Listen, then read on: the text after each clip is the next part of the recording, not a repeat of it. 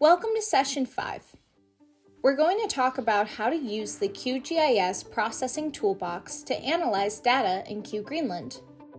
This is one of the most powerful features of QGIS and what makes it a really powerful geospatial data analysis tool. First, let's open the Processing Toolbox. There's a couple ways to open the Processing Toolbox. The easiest way is from up here in the Attributes toolbar. There's a button here that has a little gear symbol on it, and if you hover your mouse over that button, you'll see that it says Toolbox. Click on that button, which should open up a new panel for what we call the Processing Toolbox. The Processing Toolbox in QGIS is a collection of built-in tools and functions that allow you to analyze raster layers, vector layers, and other kinds of data layers with the click of a mouse. We're going to work on the Processing Toolbox in QGIS and answer this question. What populated regions in Greenland have more than 5,000 people? We can answer this question pretty easily using one of the two QGreenland datasets and a tool in the QGIS Processing Toolbox. Let's toggle on the dataset. Populated Places is a vector point layer, and it's nested within one of our group layers in the layer panel. You can access it in our Places layer group, and it's nested within the crowdsourced community map. Let's go over to the Processing Toolbox. Since this data set is a vector data layer, we're going to be focusing on vector tools. Down at the bottom of the Processing Toolbox is a whole selection of vector tools. Like our layers, they're all organized by topic or by type of analysis that you can do. Open up this collection of vector selection tools. Because we're going to be selecting from the Populated Places vector layer, the places that are considered populated according to our dataset have more than 5,000 people. And the reason that we're able to do that is if we open up the attribute table for the Populated Places layer, you'll see that there's an attribute or column for population. I can query it to find the places that have more than 5,000 people. Over here in our vector selection set of tools in our Processing Toolbox, we're going to use a tool called Select by Attributes. Double-click on Select by Attribute to open it up. First, let's enter our input layer, which is the Populated Places layer. Because I had it highlighted in my Layers panel, it is already here. If you don't see this layer in your input layer, you can click on it. When you click on the box, you have the option of choosing any of the QGreenland vector layers, and they're all listed in alphabetical order. Scroll down to the P's and choose Populated Places. The next input variable helps us with what we want to find. We want to know the population or populations that are greater than 5,000 people. So I'm going to select the population for our selection attribute. This uses simple operators here, which will help me find places with more than 5,000 people. In the box for value, I'm going to type in 5,000. I'm going to leave this final input here to modify the current selection, as it should say creating a new selection. Double check that your tool is your Select by Attribute tool and that the information that you inputted is correct. Click Run down at the bottom right-hand corner. Now that we have run the tool, how do we see the results of that tool? There's a couple ways to do this.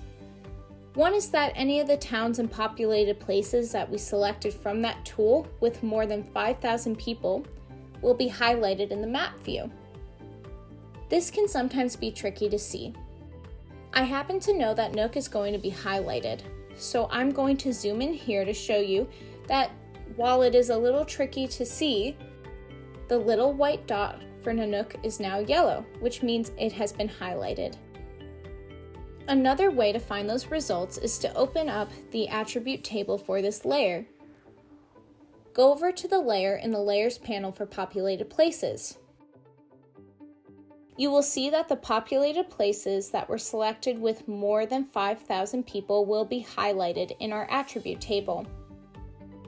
If you have an attribute table that has a lot of records, it can be tedious to scroll through. A quick way to see all the data is to go to the left-hand bottom corner and click on the button that says Show All Features. This is a filtering function for the attribute table. If we click on that, we can show selected features instead of showing all features. This will remove everything from the attribute table that was not selected by that tool and just show us the things that we're interested in. To remove the selections from that tool is pretty simple. There's a tool up here called Deselect All Features from this layer. It's a little red or yellow square with a little red square next to it. And if I click on that, it'll just deselect everything so nothing is highlighted anymore. If you're just searching for individual data points and you want to filter them by a particular attribute, the Select by Attribute tool is a really handy way to do this.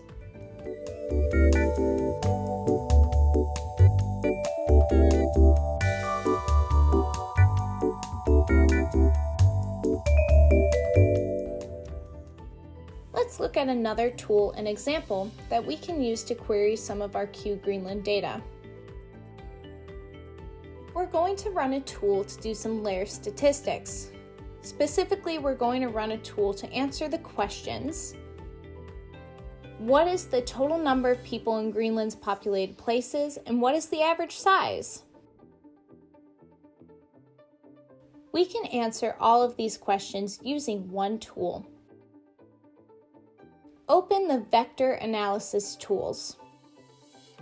The tool we want to select is the first one here, called Basic Statistics for Fields. Double-click on that tool. Our input layer at the top here should be populated places. If this does not show up for you, please click and navigate to the populated places and select that layer. The field to calculate statistics on this next input is going to be exactly the same from before, because we're interested in the population attribute of this data layer.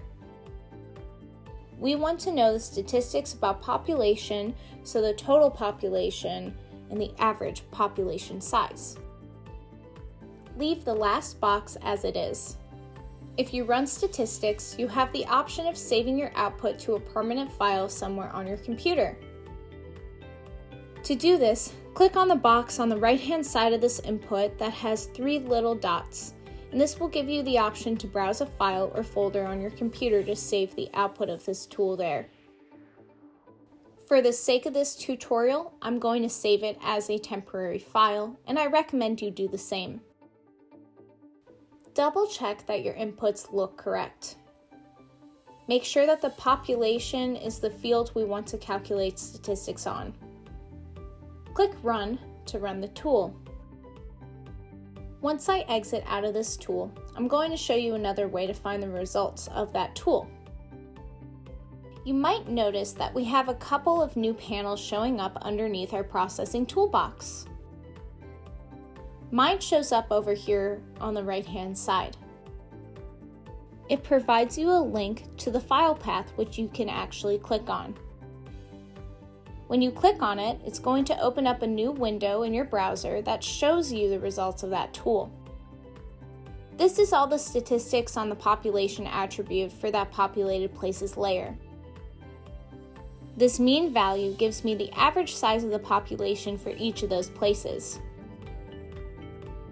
It also gives me the sum of the total populations for each of those populated places.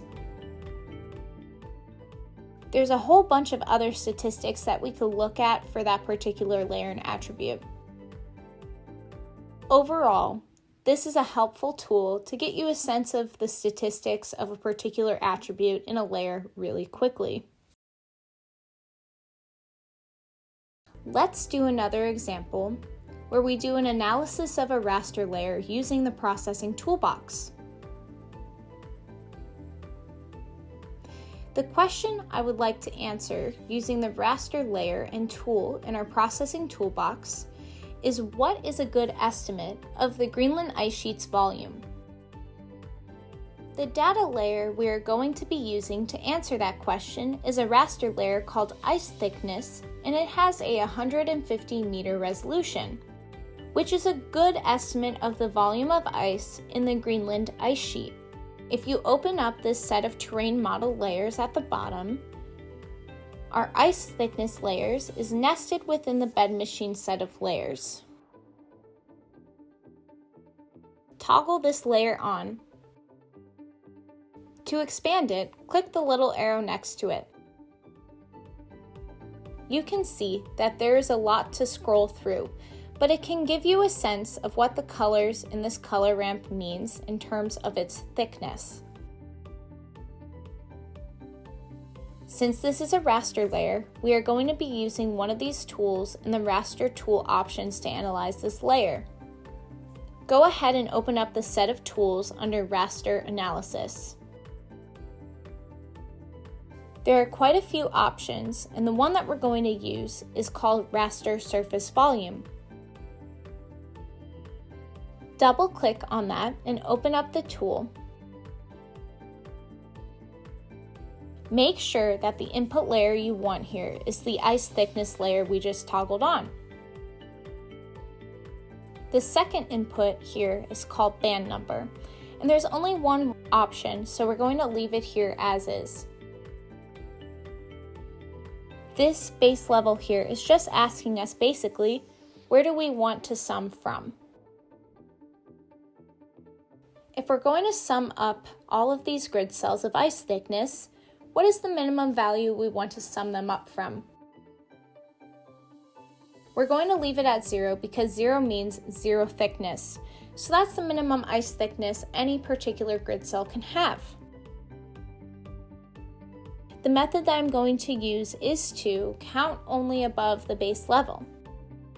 This means that we're going to sum up everything above 0. If you want, you can click on the little box with these 3 dots and navigate to a place on your computer where you'd like to have these outputs saved. Before clicking Run, make sure to double check all your information and your inputs. Click Run. In this log window, it gives you the outputs for this tool. I prefer to look at it in the browser window. I'm going to close this current window, and just like the statistics report that we got last time with the last tool that we used, I'm going to click on the link that we have been given, and this will open up the window in our browser and show us the results of those tools. In this case, we're given both an area and a value. The volume number here is the one that we're interested in. The downside is that you're given a unit for the area but not for the volume. The area unit is useful because you can then presume that the volume is going to be meters cubed.